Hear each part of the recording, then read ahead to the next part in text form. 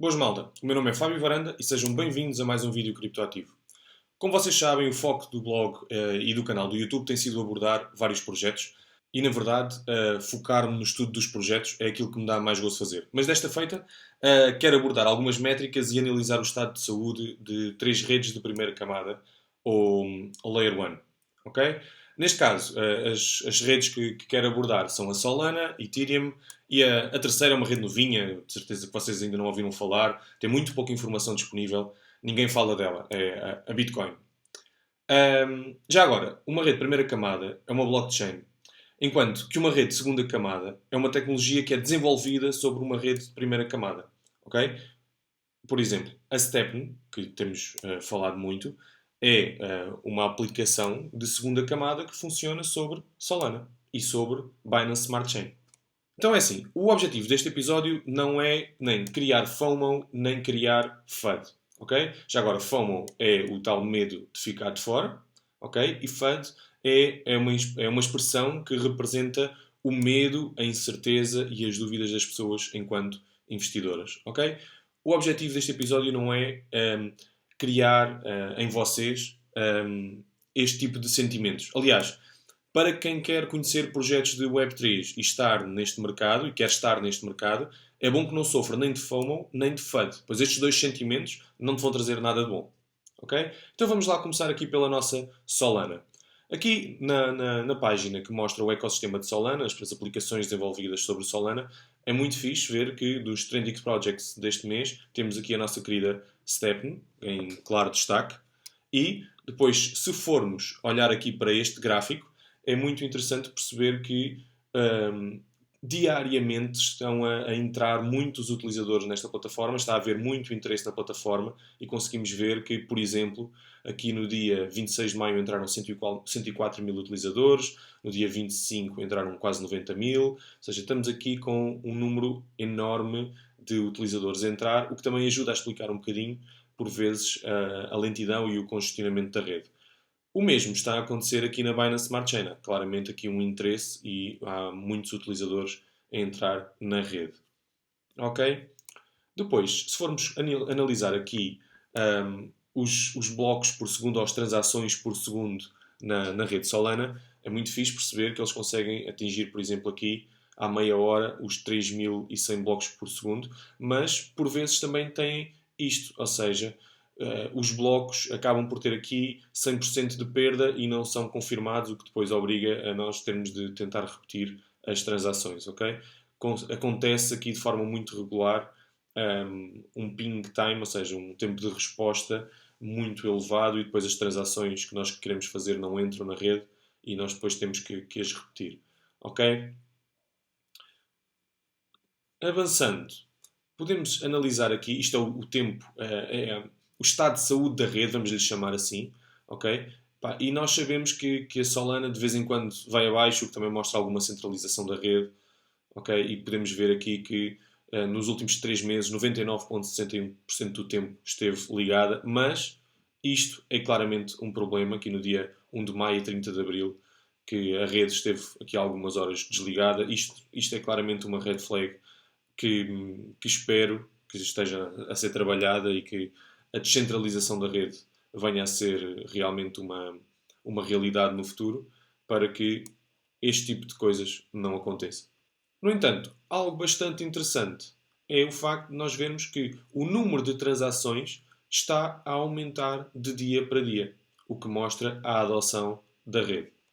Passando para Ethereum, aquilo que mostra claramente o estado de saúde da rede é a hash rate. Ou seja, neste caso é o número de mineradoras que estão à volta do mundo a trabalhar para a rede, ou seja, a validar blocos, está a crescer, o que, a meu ver, não faz muito sentido. Porque as notícias que saem é que o merge de Ethereum está aí à porta.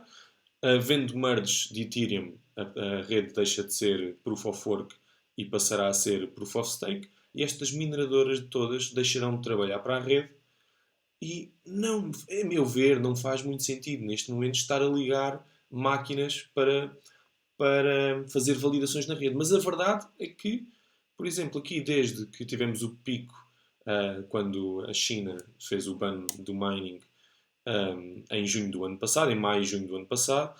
Desde aí temos vindo a crescer e estamos claramente em all-time highs, em valores máximos de sempre, de mineradoras espalhadas à volta do mundo, o que, quanto mais mineradoras existirem, mais saudável está a rede. Isso depois também se vai refletir na dificuldade de mineração, ou seja, quanto mais mineradoras existirem à volta do mundo, mais difícil é validar blocos e as rewards para os mineradores vão baixando. Okay?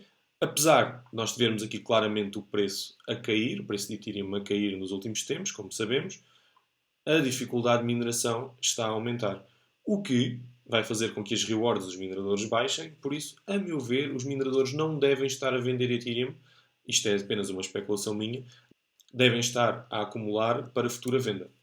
Aqui podemos ver todo o Ethereum que já foi queimado desde o dia 5 de agosto de 2021, quando a atualização do EIP 1559 entrou em vigor, ou seja, foi colocada em produção, e já foram queimados 2 milhões e 300 mil Ethereums, o que equivale a mais de 4 mil milhões de dólares, que simplesmente desapareceram. Neste site podemos ver o número total de Ethereums que estão bloqueados em projetos de Layer 2. Podemos ver que nos últimos 7 dias tem vindo a cair o valor, ok? Mas esse valor é em dólares, ok? E isto reflete-se claramente no número, no valor de dólares aqui, vê-se claramente o valor de dólares a cair. No entanto, se formos ver em Ethereum, isto é um valor que continua sempre a subir, o que mostra claramente que as pessoas têm confiança na rede e acreditam que Ethereum terá um futuro bastante promissor. Em relação ao número de contratos, então isto é absurdo. Podemos ver aqui que desde o dia 4, 5, 6 de agosto do ano passado, que isto basicamente é uma linha reta, ok, sempre a subir com uma adoção absurda da rede. Algo que mostra claramente a confiança das pessoas no Ethereum é também o facto do supply de Ethereum, ou seja, da quantidade de Ethereum que estão nas exchanges disponíveis para compra, está neste momento em valores muito baixos, ok? E neste momento ronda os 20%, ok, do total de Ethereum que existe, só 20% está nas exchanges disponível para compra. O que vai ao encontro também deste gráfico, ou seja, do total de valor que está bloqueado em Ethereum, que está a subir e não para de subir, apesar do valor em dólares estar a cair. Ou seja, mostra claramente que as pessoas têm confiança que o valor atual em dólares de Ethereum não é o valor real, não é o valor expectável para esta criptomoeda. Para terminar, Ethereum. Quero apenas mostrar aqui que atualmente estamos com 3,6% de inflação em Ethereum, ou seja, por ano estamos a produzir 3,6%, mas assim que acontecer o merge, vamos entrar numa deflação, ou seja, vamos, em vez de estarem todos os anos a serem criados Ethereums, vamos destruir a uma taxa de 0,5% ao ano. Em Bitcoin, aquilo que mostra claramente a saúde, o estado de saúde da rede é a hash rate e mais uma vez vemos que depois aqui do ban da China estamos em máximos de sempre, o que também aumenta, ou estamos em máximos da dificuldade da rede. Okay? Temos aqui uma Bitcoin bastante saudável. O ano passado, em maio e junho, tivemos o ban da China, em que eles proibiram a mineração de criptomoedas na China. E vemos que em julho e agosto não houve mineração na China, mas assim que se deixou de falar do assunto, voltaram-se a ligar máquinas na China e eles já têm uma fatia muito grande da mineração e já são novamente o segundo maior, já são o país com a segunda maior taxa de mineração de Bitcoin do mundo, logo a seguir aos Estados Unidos. Já agora o terceiro país é o Cazaquistão. O Google Trends, aquilo que nos permite ver é o interesse das pessoas nas pesquisas sobre, neste caso, a expressão Bitcoin, que é a mais conhecida. Okay? Podemos ver que houve aqui um pico muito grande em 2017, depois houve outro aqui em 2019. Curiosamente, houve aqui um em fevereiro de 2021 e depois houve outro em maio de 2021, que corresponde ao pico, a um dos picos do ano passado, ali à volta dos 65 mil. Curiosamente, em novembro, quando tivemos o segundo pico, também à volta ali dos 65, 66 mil dólares, a Bitcoin não estava em máximos históricos nas pesquisas, okay? Já estava cá para baixo, mas agora em maio parece que houve aqui alguma recuperação, apesar do preço da Bitcoin estar bastante cá em baixo e das criptomoedas também estar, parece que estamos aqui numa recuperação e interesse a nível de pesquisas no Google. Já agora, se formos aqui pesquisar por Portugal, podemos ver que tem havido claramente um interesse crescente. E agora o que se prevê é que também haja aqui também uma subida em maio. Okay? Maio ainda não acabou, por isso é que está aqui a picotado. E o engraçado nisto tudo é que temos aqui a Madeira com 100%, e isto está claramente relacionado com a nova criptomoeda que vai ser lançada lá na região e com a taxação que vai existir lá e com a tentativa de trazer negócios relacionados com esta área para a Madeira. Este gráfico mostra o número de wallets ativas de Bitcoin e podemos ver que, apesar de haver aqui algumas quedas abruptas, o que depois se revela numa baixa do preço, okay? Isto é claramente picos de mercado em que depois o preço cai, verdade seja dita que isto não é claramente uma tendência crescente e agora estamos numa tendência, estamos aqui numa baixa de curto prazo, mas estamos claramente numa tendência crescente e vamos ver o que é que irá acontecer para o futuro. Esta é uma página bastante interessante em que mostra o break-even price. O que é que isto quer dizer? Que é, neste momento, temos 23,71 milhões de wallets em lucro e temos 21,37 milhões de wallets em prejuízo.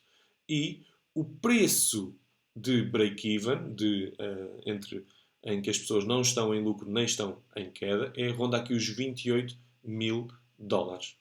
Neste gráfico descobri aqui uma coisa bastante interessante. Em primeiro, que quando existem os picos de mercado é quando os endereços que estão em lucro são claramente superiores ao número de endereços que estão em perda. Por exemplo, aqui neste pico de 2017 tínhamos 96% das wallets em lucro, okay? O que depois demonstra que pronto, as pessoas estavam em claro lucro, quiseram retirar lucros e depois o que acontece a seguir é uma queda do preço. Quando atingimos aqui esta baixa, temos o número de endereços em perda superior ao número de endereços em lucro, o que depois faz com que as pessoas, em vez de venderem, guardem as suas moedas e, a longo prazo, acaba novamente por subir o preço da Bitcoin.